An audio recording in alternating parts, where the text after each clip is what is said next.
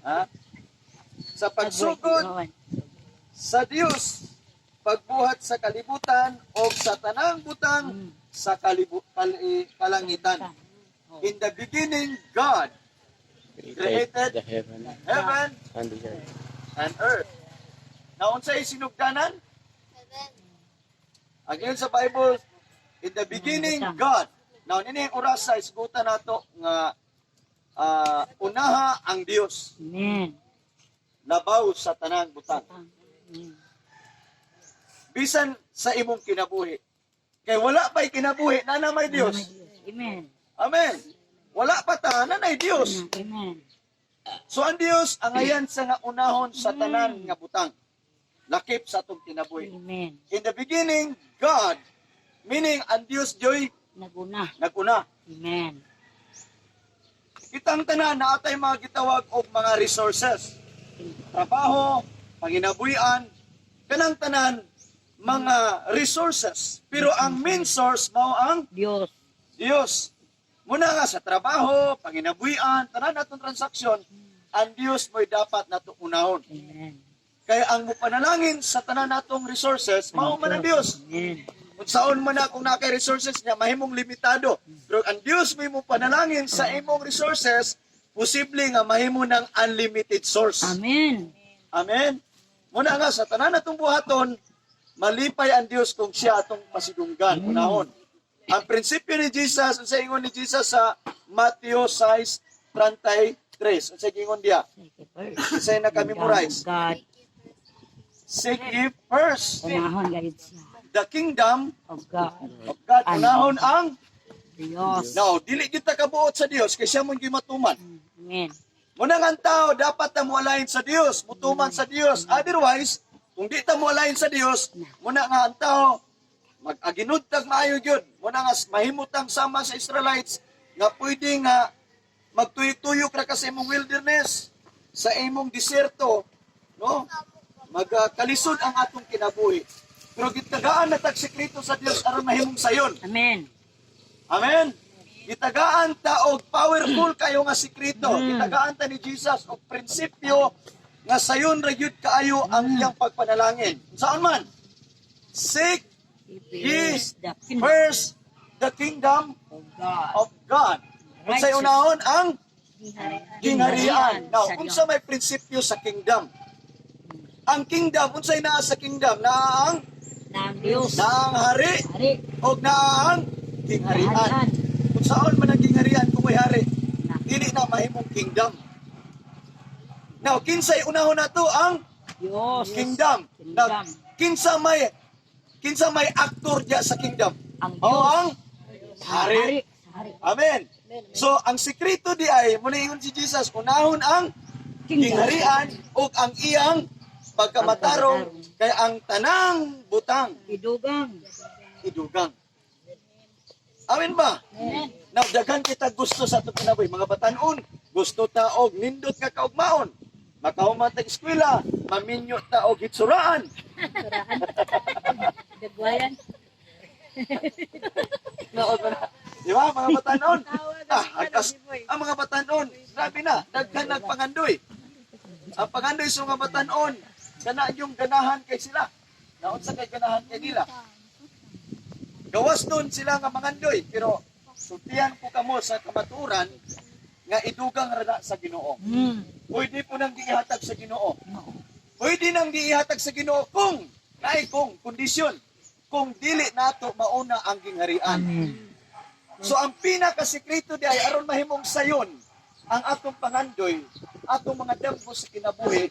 Kay sayon ra man na sa Ginoo, yung Bible, all things are possible unto God to those who believe. Amen. All things are possible. Sayon ra ng tanan, posible ng tanan. Mga imposible nimong damgo, pwede nang mahitabo sa imong kinabuhi. Pero ang sekreto, ang sekreto, seek ye first. Amen. Kung sa unahon ang Yung Hari. kingdom. Hari. ang Dios. Na ang nindot manggod kung naata sa usa ka gingharian na mahimot ang will privilege kung suod na to ang Diyos. hari. Hari. Amen. Kung suod mo ang hari, pwede ang hari, may mo ay lingkod diri sa akong tapat kay way basta-basta makaduol sa hari. Amen. Daghang kagduulan. Pero diya sa Ginoo, tungod kay gitagaan naman ta sa Ginoo og privilege. Unsay dako nga privilege nga gihatag sa Ginoo nato? Or kining gitawag rights. Kanang sa John chapter 1 verse 12. As many who receive Anak. him, meaning kay Jesus, ang tanan nga midawat kay Jesus, tagaan og katungod nga mahimong Anak. anak. Nanindot day kayo kung ang atong amahan hari nga kita anak. Amen. Amen. So meaning nana kay dako nga pribilehiyo. Kay ngano ang hari nag-ingon nga ikaw akong anak. Amen. So kung ikaw anak sa hari, una-una unsa imong privilege sa kingdom. Oh, may katungod. Ang like for example sa England ay gitawag diya kay kingdom man ang ilang term diya, ang ilang tawag. Now kung anak ka sa hari, sulod gawas ka sa ilang kwarto. Amen. Kutong unsay naa diya sa hari, ikaw anak, pagkanindot. Amen. Na kung anak ta sa usa ka mayor, nindot na ba kayo na? Galot na. Amen ba? Galot na. Nindot na kayo mahimutang anak sa mayor. Now try to imagine kung anak kag hari. Amen. So kung anak kag hari kay ang Bible mo ay nagsulti, si Jesus mo ay nag-ingon. Nga ang tanan nga mutuo kaniya, nagaag katungod nga mahimong anak sa Dios. Now balik ta sa sinugdan mao ang Dios.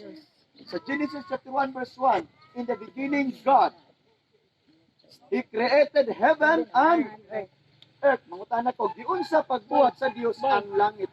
Ang yuta. By His word. Now karon, nasayod ta nga gibuhat sa Ginoo ang tanan. Namungutana ko, unsay naa sa earth? Unsay naa sa earth? Ingon gali ang Bible. Ingon sa God, silver and gold are mine. Now, una kung ang imong amahan nga maong hari, tagiya og bulawan, silver and gold and diamond, nga ikaw anak, wala ka kay katungod nga muhikap. Amen? Amen. Ito palakpakan na gusto ang hinduta ko ng privilege. Amen? Sa sinugdan, mauna ang Diyos. Di nga musalit ka sa Diyos, nga siya ang amahan. Unahon na to siya sa tanang butang. Amen. Unahon kinato ang Diyos. Amen. Akong giwan ka ganina, sa wala pa'y kinabuhi, naanay Diyos. Now, ang sekreto nato ingon nga kinabuhi, ingon nga tao. Ang hari nga mo'y naghatag na itong kinabuhi, ang Diyos nga magagahom sa tanan. Mao ni usa sa the best nga sekreto nato. Sa tanan natong pagabuhaton, unahon nato siya. Pasalamatan, daygon, silbahon, alagaron, once malipay ang imong amahan. Gawas nga gitagaan na kagkatungod nga mahimong anak. Tagaan kag special nga pabor sa imong amahan. Amen? Dili kalikayan nga na yung mga ginikanan miyon nga mas tagaan niya og kining para bang tagaan niya pabor ang iyang anak tungod kay kita niya burutan niyang anak matinahuron. Amen? Naay una nga privilege. Now, inumduman nato nga ang pulong sa atong amahan dili mapakyas. Amen. Gibuhat sa Ginoo ang tanang butang pinagi lang siyang pulong. Now dito sa Hebrew chapter 11 verse 3. Matod pa dire sa Hebrew chapter 11 verse 3. Pinaagi sa pagtuo na sabta nato nga ang kalibutan gibuhat pinagi sa pulong sa Dios. Og ang makita gihimo gikan sa mga butang nga dili makita. Wow. Gibuhat sa Ginoo ang tanang butang pinagi sa pulong sa Dios. Now try to imagine unsa di ay kagamhanan ang pulong sa Dios. Now karon, kung naatay pulong sa atong kinabuhi, dili atong kabalihong pulong kay kini atong pulong wala man ikaw. Usahay kini atong pulong but pa usahay. Tinuod dili. Ignay mo abay kanang imong pulong but na. Amen. Pero kining pulong sa Dios, dili gyud ni mapakyas. Mao ni kulang nato. Kay kulang ta sa pulong sa Dios, kunya daghan ta sa tong kabalihong pulong. Unsa galing niya tong pulong? Wala. But. Kinabuhi ni Junalyn Piculados, salamat sa Dios sa kinabuhi ni nga bata. Nagtuo ko Ginoo nga nataw ni nga dunay sagrado nga katuyuan ug plano. Ang imong plano Ginoong Dios, usa ka nindot nga butang angay namong mabatunan sa among kinabuhi. Salamat sa kinabuhi ni Lingling nga kini nga bata mutubo, mudako Ginoong Dios nga mahimong potensyal galamiton, mabungahon, kini nga bata dunay nindot nga kaugmaon. Salamat o Dios, panalinginan nimo si Lingling sa nindot kanunay nga himsog nga kalawasan. Ug kani nga bata Ginoo imong sangkapan sa imong kaalam, gahom, sa imong Santo Espiritu, abilidad sa pag-alagad kanimo, mahimo ni siyang panalangin, mahimong channel. Salamat kay Ginoong Dios nga gikan kaniya ngadto sa sunod ng generation, dunay pinasahig nimo nga favors and kinabuhi. Salamat Amahan sa pamilyang Picolados, nga ikaw di Ginoo magatabang kanunay nila nga sila makapadayon, makalaputay antud sa imong nga pagbalik. Ibigay lang kinabuhi Ginoong Dios, lipunay lang pagtuo. Ilang pagtuo Ginoong Dios, may usa ka sama sa liso sa mustard seed Ginoong Dios. Nasayod ko nga kini nga pagtuo na munga na karon, nagansugod na lipang. Og salamat Ginoong Dios nga din sa tanan nga adlaw panahon ang ilang pagpahulay diha gayud kanimo. Doon na sila relaxation diha kanimo. Ang imong presensya may mulipay nila, mutagbaw kanila. Salamat Amahan, nining orasa akong gihalad kanimo makausa si Lingling. Salamat sa daghang tuig maabot kaniya. O kini nga bata Ginoong Dios, mahimong galamiton. Ug salamat sa may lawas kanunay. Nining orasa Ginoong Dios akong gihalad kanimo, dili lamang si Lingling apan ang tibok niyang panimalay, ginikanan niya si Bado Junjun, si Gagang, Dodong, ni Jomar, ni Ibig Ginong Dios, ni Bibi, tanan nga sakop sa pamilya Lord, Picolados family. Nagdeklarar ko Amahan sa imong nga sufficienting grasya. Akong gi-cancel ang mga devourers sa ilang tibok pamilya. Salamat Ginong Dios nga dunay open heaven nila. Giyahi sila Ginong Dios. Iplastar gayud kanunay ang ilang mga kinabuhi diha sa imong presensya. Amahan, himayag dungog alang lamang kanimo, pagpasalamat ng mga pagdaig sa ngalan sa Amahan, sa Anak, o sa Dios na Espiritu Santo. Amen. Happy birthday. Salamat po. Salamat sa iyang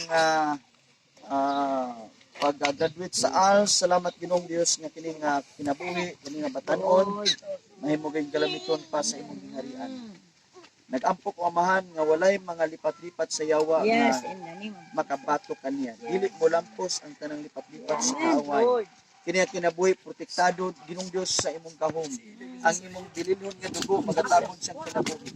In the mighty name of Jesus. Salamat sa kinabuhi ni Junley Ginoo nga sa next chapter niya siyang pag-eskwela, malampasan niya Ginoo ang senior high, hantod gyud Ginong Dios sa college.